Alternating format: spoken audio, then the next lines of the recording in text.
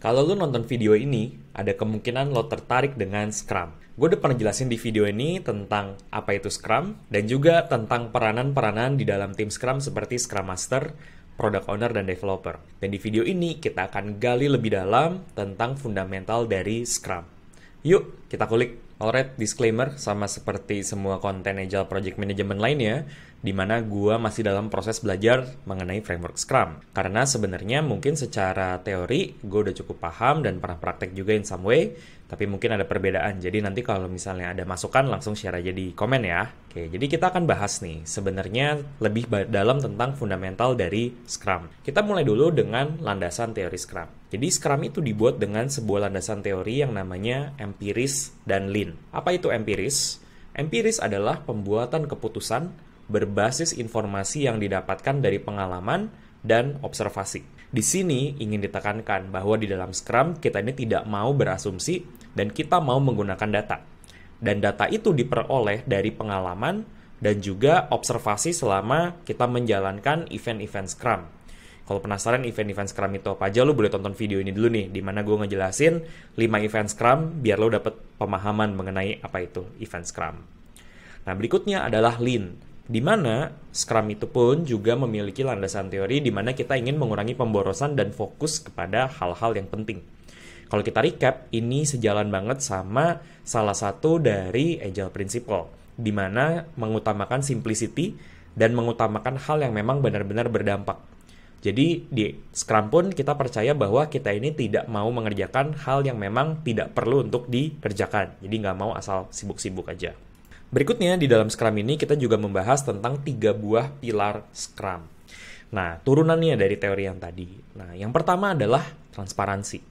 Transparansi di sini adalah hasil dan cara kerja perlu terlihat oleh tim dan penerima manfaat. Nah, dari pilar ini aja udah agak kebayang. Kenapa ya organisasi tim atau individu tertentu tuh mungkin kurang cocok pakai Scrum? Karena pertanyaannya adalah seberapa terbuka sih tim itu menunjukkan hasil dan cara kerja.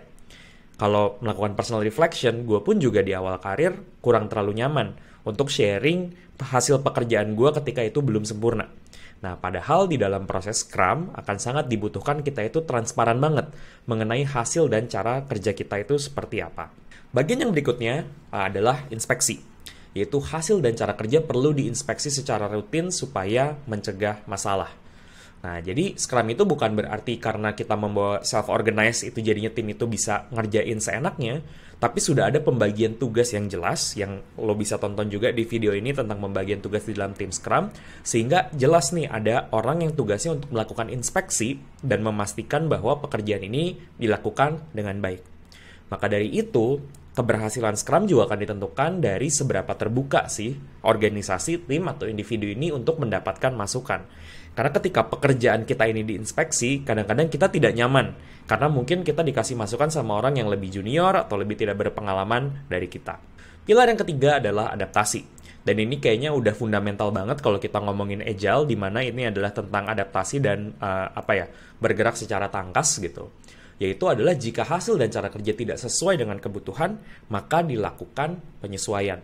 Gitu. Jadi kalau misalnya kita itu pengen menjalankan Scrum, kita perlu bertanya nih, seberapa cepat kita ini menyesuaikan dengan keadaan, terutama ketika kita ini menghasilkan atau menggunakan cara kerja yang tidak sesuai dengan kebutuhan. Jadi membutuhkan untuk kita ini melakukan adjustment dalam jangka waktu yang singkat. So itu dia 3 buah pilar dari Scrum. Berikutnya, gue mau jelasin tentang nilai-nilai dari Scrum. Ini merupakan faktor yang penting, teman-teman. Kenapa? Karena seringkali, kalau kita balik lagi dulu deh ke ini ya, ke nilainya Agile, yang pertama banget adalah individual and interactions over tools and processes. Bisa dibilang sebenarnya Scrum itu juga adalah sebuah proses. Nah, jadi proses itu sebenarnya penting dan bagus, cuma pada akhirnya balik lagi nih terhadap individu-individu yang berada di dalamnya. Nah, jadi ada pertanyaan-pertanyaan nih yang perlu kita tanyakan ketika kita ini pengen mengimplementasi sebuah tim Scrum. Karena misalnya di value yang pertama adalah keberanian gitu. Yaitu adalah Scrum team member itu perlu memiliki keberanian untuk melakukan hal yang benar dan mengerjakan permasalahan yang sulit. Gue baru banget ngobrol sama seorang teman gitu ya, dimana dia itu juga dikonsultasi sama kliennya tentang Agile dan tentang Scrum, dan dia bilang, kuncinya kalau misalnya pengen project management yang oke, maka dia itu harus punya nyali, alias sejalan dengan value-nya Scrum di sini yaitu courage, berani buat speak up kalau misalnya let's say even ketika ada masukan dari business owner atau dari product owner di mana kayak mereka menyarankan sebuah fitur dan kita tidak merasa bahwa fitur itu bermanfaat, maka kita wajib buat speak up. Atau kalau kita melihat ada issue dan kita mikir kayak oh yaudah deh gue diem aja karena ngapain gue ngomong nanti daripada gue kena masalah gitu. Nah itu kita tidak menjalankan nilai Scrum di mana itu courage. Itu yang pertama. Yang kedua adalah fokus. Fokus artinya adalah kita sebagai sebuah tim itu akan bekerja terhadap satu buah tujuan yang sudah dicanangkan dan dikerjakan bersama teammate kita yang lain. Nah, pertanyaan di sini adalah seberapa mau nih kita memprioritaskan? Karena seringkali nih, yang salah kaprah yang sering terjadi ya kalau kita ngomongin Agile, yang terjadi adalah ada golongan-golongan tertentu yang justru banyak memberikan requirement tambahan sehingga timnya itu malah jadi nggak fokus.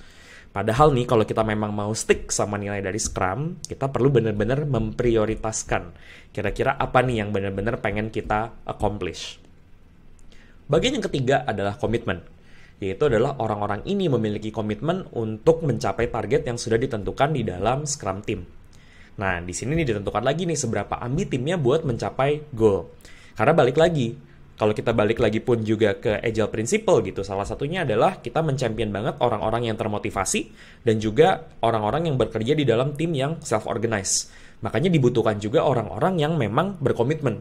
Nah, jadi kita juga mesti ngecek nih kalau kita mau mengimplementasikan Scrum, kira-kira kita punya orang-orangnya nggak nih yang memiliki komitmen untuk mencapai tujuan tersebut. Yang keempat adalah respect, di mana di dalam Scrum Team kita butuh untuk saling menghargai satu sama lain. Tidak harus menjadi best friend, tapi kita itu mau mendengarkan opini orang lain, bersedia untuk diberikan feedback, dan juga kita mengappreciate. Karena di dalam Scrum Team itu kita akan bersama orang-orang yang memiliki domain expertise yang berbeda. Gitu. Makanya pertanyaannya adalah seberapa positif nih kultur kerjanya.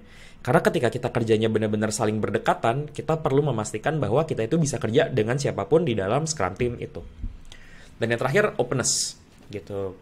Ini balik tadi ke salah satu pilarnya Scrum juga tentang transparansi, bahwa sebagai Scrum Team dan stakeholder kita setuju untuk buka-bukaan tentang pekerjaan dan challenges tentang melakukan pekerjaan. Nah, balik lagi, seberapa terbuka nih kita kalau misalnya kita ada isu atau ada masalah di kerjaan.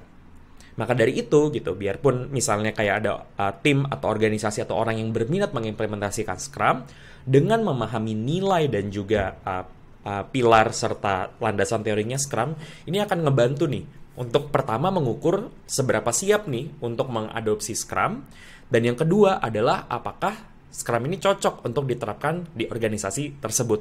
Karena bisa jadi ternyata nggak sepenuhnya akan plek-ketiplek mengcopy kayak Scrum practice dari Scrum Guide, tapi dilakukan perubahan yang dimana selama masih memenuhi nilai ini dan ternyata bermanfaat buat proyeknya, siapa tahu itu bisa dicoba.